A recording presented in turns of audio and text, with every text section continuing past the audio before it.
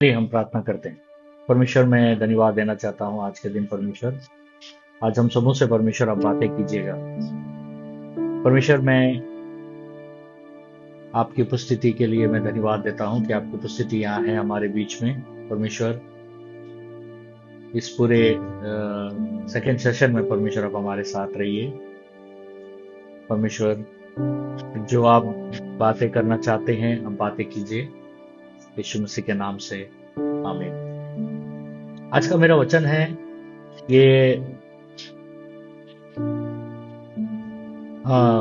वेतन, वेजेस। आज का मेरा वचन का टाइटल है वेतन। बहुत सिंपल है, वेतन, वेजेस। जब हम कोई काम में जाते हैं, कोई नौकरी में जाते हैं या कोई काम लेते हैं, तो सबसे पहला चीज हमारे माइंड में आता है कि मुझे कितना मिलेगा, मेरा वेतन कितना होगा, what will be my wages, how much will I be paid, मुझे कितना दिया जाएगा इस काम के लिए, व्हाट विल आई गेन, मैं क्या पाऊंगा इस काम के द्वारा, मैं क्या पाऊंगा इस काम के द्वारा, मैं बेनिफिट्स क्या होंगे, मुझे क्या क्या बेनिफिट्स मिलेगा। मतलब क्या ट्रैवल अलाउंसेस मिलेगा, होम अलाउंसेस मिलेगा, या PF, loan, insurance, health insurance, life insurance. जब हम कोई भी काम में जाते हैं तो सबसे पहला चीज हम पूछते हैं कि हमको क्या बेनिफिट्स मिलेगा। ठीक है, ये कोई गलत सवाल नहीं है। ये गलत, अगर अगर देखिए अगर पैसे नहीं रहेंगे तो घर कैसे चलेगा। ये सवाल गलत नहीं है कि ये पूछना कि मुझे कितना मिलेगा, मुझे क्या क्या मिलेगा, मुझे क्या क्या लाभ मिलेगा। ये गलत नहीं है सवाल। बाइबल भी इस तरीके के सोच को गलत नहीं कहता है। प्रोविजन के बारे में जब कोई सोचता, प्रोविजन मतलब प्रावधान, कि मैं यहां काम करूंगा तो मुझे क्या मिलेगा। लेकिन बाइबल एक चीज बताता है हमें। आज मैं कुछ चीजें मैं बता रहा हूं, बहुत गहराई है, उसको समझेंगे आप, बहुत आशीषित पाएंगे आप। ठीक है, Bible shows us an higher way God works when wages disappear. Bible में ऐसे भी लोग हैं जो बगैर वेतन के काम किए, बगैर पगार के काम किए। सुन रहे हैं आप? अच्छा नहीं लग रहा ना? अच्छा नहीं लग रहा ना? बाइबल में ऐसे भी लोग हैं जो बगैर पगार के काम किए, जिनको ₹1 भी पगार नहीं मिला, या $1 भी पगार नहीं मिला। उनके काम के लिए, उनके मेहनत के लिए उनको पगार नहीं मिला। आज बहुत जनों में से मैं एक जन का उदाहरण लूंगा, मैं लूंगा याकूब का उदाहरण। ठीक है, याकूब को जानते हैं ना आप? याकूब, हाँ, अब्राहम का बेटा इसाक के 2 बेटे याकूब और एसाव, और याकूब ही आगे चलकर इजराइल बना। ठीक है, यहां तक ठीक है? यहां तक क्लैरिटी है आपको? तो याकूब अपने भाई को धोखा देता है, ये तो मालूम है ना। पिता को धोखा देता है और क्या ले लेता है? आशीष ले लेता है। ये जानते हैं आप? ये तो पढ़े होंगे आप। अब वो, उसका बड़ा भैया, उसको पता चलता है कि उसके बड़ा भैया को कि उसने धोखा दिया है, उसके छोटे भाई ने उसको धोखा दिया है। तो वो बड़ा भैया क्या करता है? उसको मारने का साजिश करता है। तो उसके पिता और माँ उसको बुलाते हैं। उसके पिताजी बोलते हैं तो लबान के पास चले जा। लबान कौन है? मामा है। मतलब लबान कौन है? जो इसहाक की पत्नी का नाम क्या है? रेबेका। रेबेका का भाई लबान।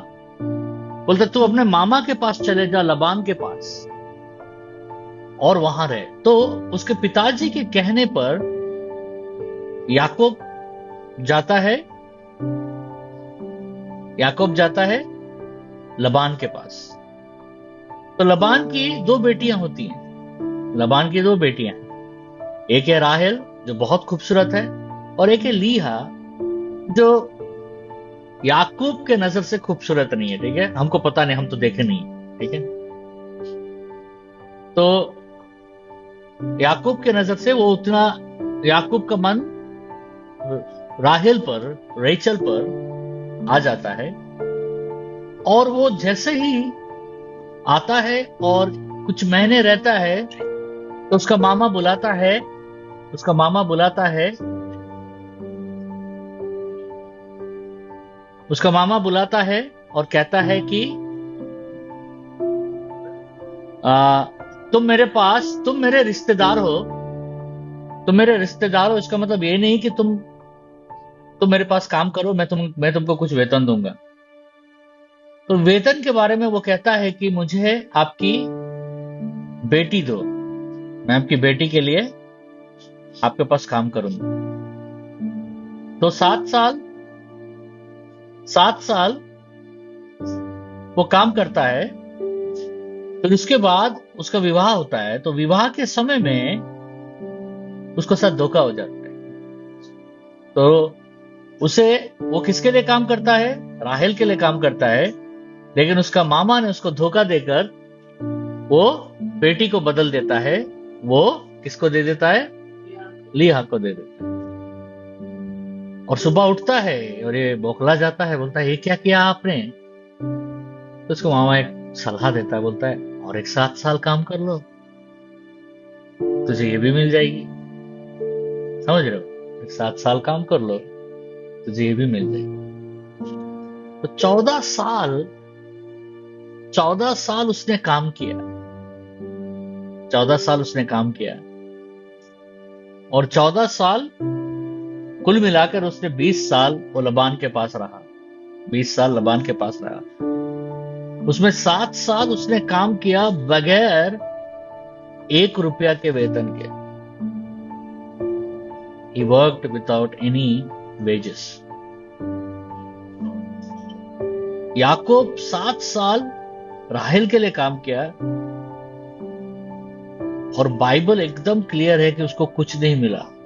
उसको कुछ नहीं मिला, लेकिन फिर भी वो जिंदा रहा, फिर भी वो फलवंत रहा, फिर भी वो खाया, फिर भी वो तंदुरुस्त और बलवंत रहा।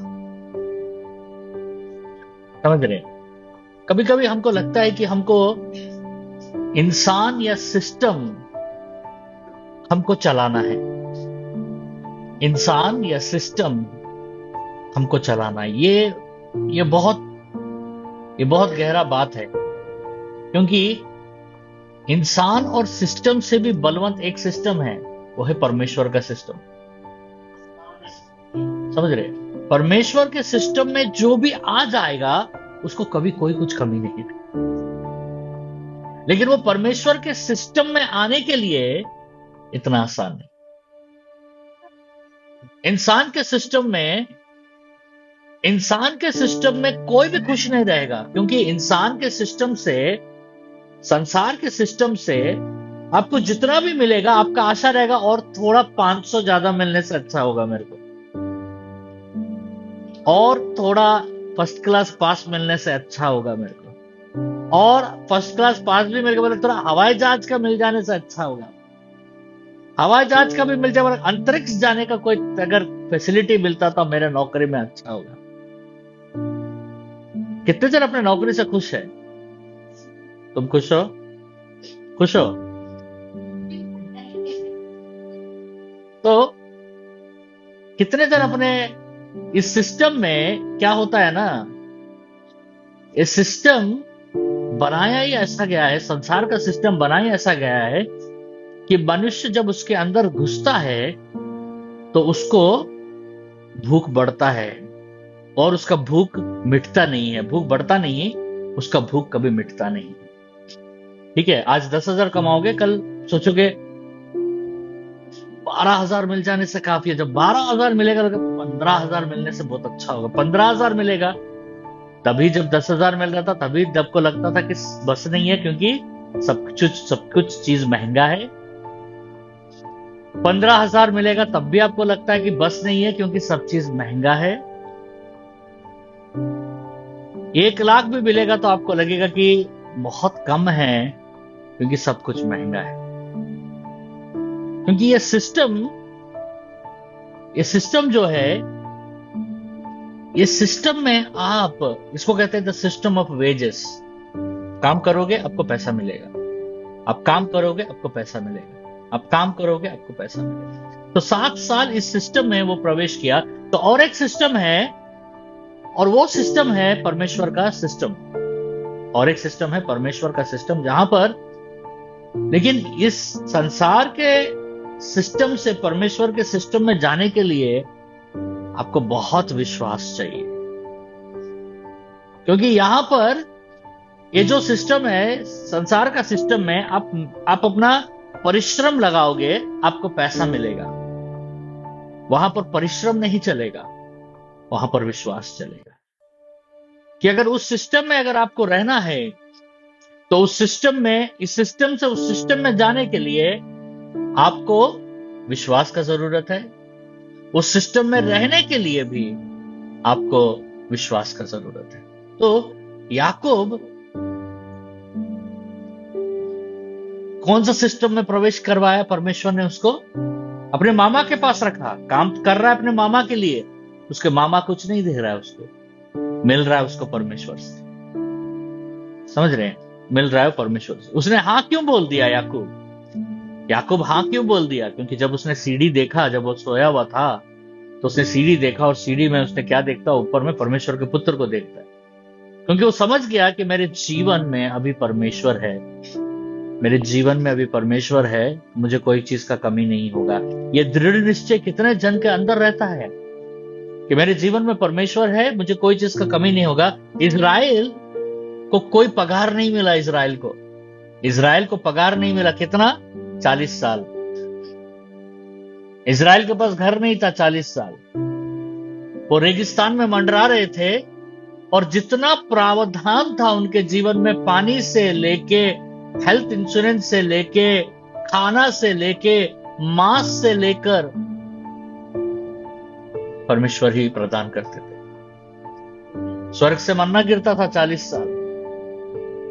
जब आप वो सिस्टम में चले जाते हैं ना, तो स्वर्ग खुल जाता है।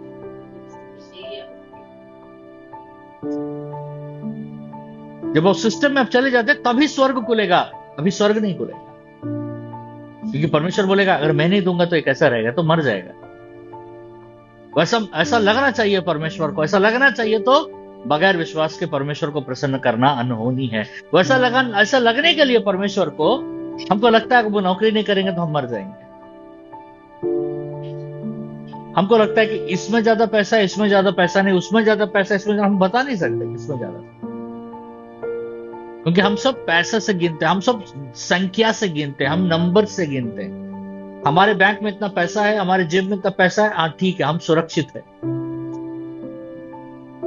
लेकिन परमेश्वर ऐसा गिनता नहीं है। समझ रहे हो?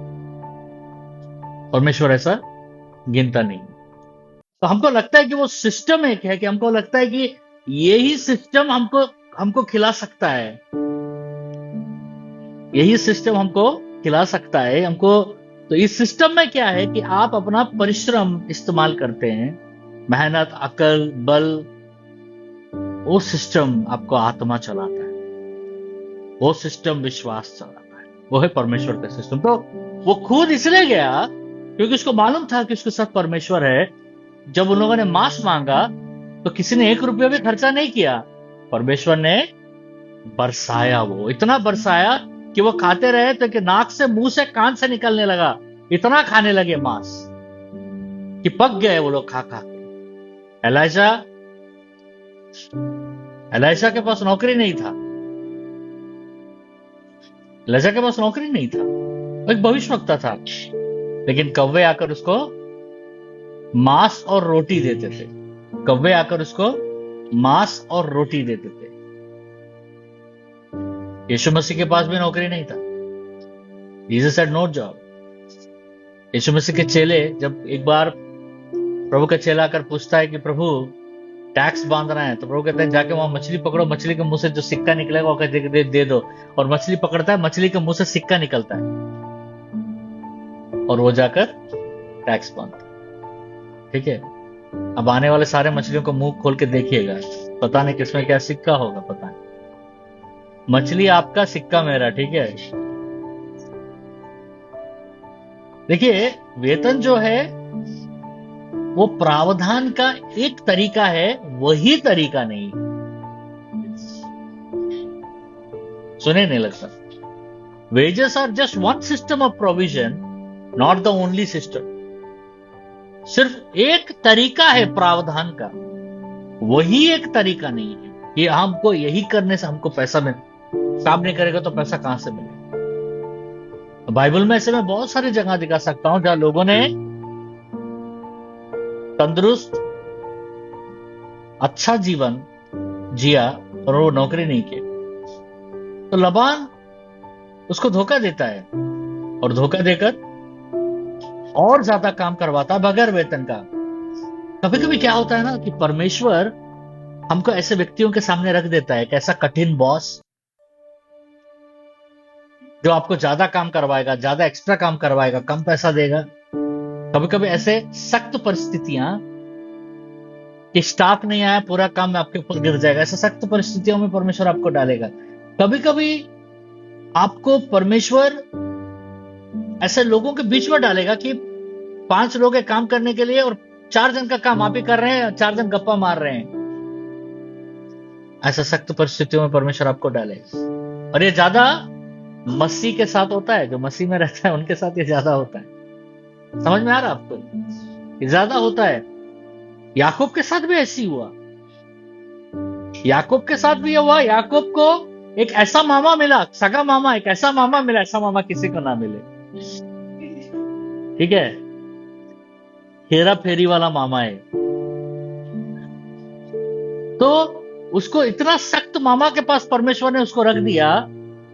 क्यों रखा मालूम है? क्योंकि कभी कभी वैसे सख्त परिस्थितियों में, वैसे सख्त लोगों के बीच में अगर आप नहीं जाओगे, अगर परमेश्वर आपको नहीं भेजेगा, तो याकूब के अंदर से याकूब को परमेश्वर निकाल नहीं पाएगा। नहीं समझ में आया ना? नहीं समझ में आया ना? याकूब के अंदर से याकूब जब तक नहीं निकलेगा, वो इजराइल नहीं बन पाएगा। समझ रहे हो? तुमको अगर इजराइल बनना है तो तुम्हारा नाम क्या है? क्या है तुम्हारा नाम? बोलो। नहीं, भूल गए? तुम्हारा नाम क्या है? अपना नाम बोलो। तुम्हारे अंदर से वो उसको निकालना पड़ेगा, क्योंकि तुम्हारा सबसे बड़ा, तुम्हारा कौन गुरूर करता है? कौन है वो व्यक्ति गुरूर करता है तुम्हारे अंदर बैठ कर? कौन है जिसको प्रतिष्ठा चाहिए, नाम चाहिए? कौन है वो व्यक्ति? कौन है वो व्यक्ति जिसको बहुत ज्यादा चाहिए? कौन है वो व्यक्ति जिसको नम्र होना चाहिए?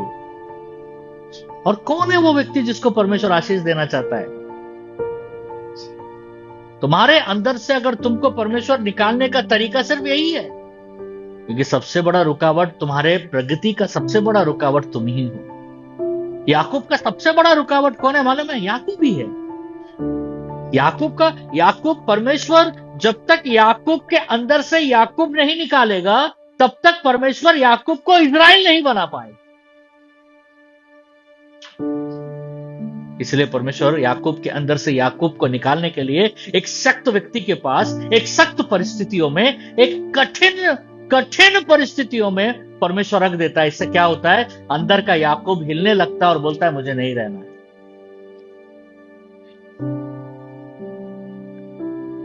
कभी कभी हमको ऐसा लगता है कि हम भाग जाए। याकूब चाहे तो लबान के वहां से भाग सकता था।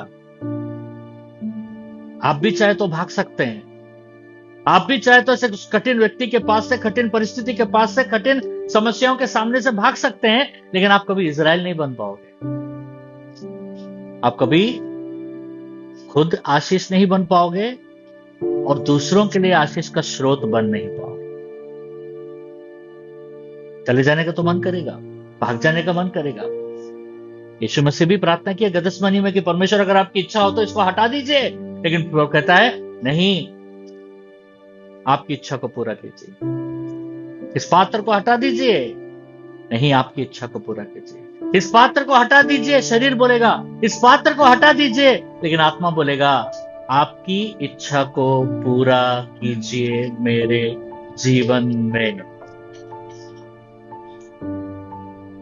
ओवर टाइम करना पड़ेगा, कम पैसे मिलेंगे, मन निचुड़ जाएगा, आत्मा निचुड़ जाएगा, शरीर निचुड़ जाएगा। ऐसा लगे कि दुनिया में मैं अकेला ही हूं, अभागी हूं, अभागन हूं, जिसके जीवन में ये हो रहा है। नहीं, याकूब के अंदर से याकूब निकाल रहा है, याकूब के अंदर से याकूब निकाल रहा है, याकूब के अंदर से याकूब निकाल रहा है, याकूब के अंदर से याकूब निकाल रहा है। परमेश्वर क्यों? इजराइल बनाना चाहता है। एक दिन ऐसा होगा कि जो व्यक्ति के पास आप काम कर रहे हो, वही व्यक्ति आपके पास काम करेगा। एक दिन ऐसा होगा कि जिस सिस्टम के सामने आप झुके हो, वही सिस्टम आपके सामने झुके। क्यों? क्योंकि तुमको इजराइल बनना है, और स्वर्ग और परमेश्वर मिलकर यही काम में लगे हैं तुम्हें इजराइल बनाने के लिए। क्योंकि याकूब के अंदर से याकूब नहीं निकलेगा तो कभी भी इजराइल बाहर निकलेगा। इजराइल नहीं आएगा, इजराइल नहीं आएगा। और इजराइल बनना बहुत जरूरी है। इसलिए यह परिश्रम है। इसलिए वेतन कम है, वेतन नहीं है, काम ज्यादा है, काम बहुत ज्यादा है, एक्स्ट्रा टाइम है, एक्स्ट्रा काम है। मैं रहूं या भाग जाऊं, मैं रहूं या भाग जाऊं, मैं रहूं या भाग जाऊं। जब भी ये चुनाव जब भी आएगा ना आपके सामने में, सबके जीवन में आएगा, मैं रहूं या भाग जाऊं, मैं रहूं या भाग जाऊं। ये चुनाव जब भी आएगा ना, तो हमेशा याद रखिए, सही है आप रहो। सही क्या है मालूम है? भागना नहीं है, रहो, सामना करो। क्योंकि अगर याकूब भाग जाता तो वो कभी इजराइल नहीं बन पाता।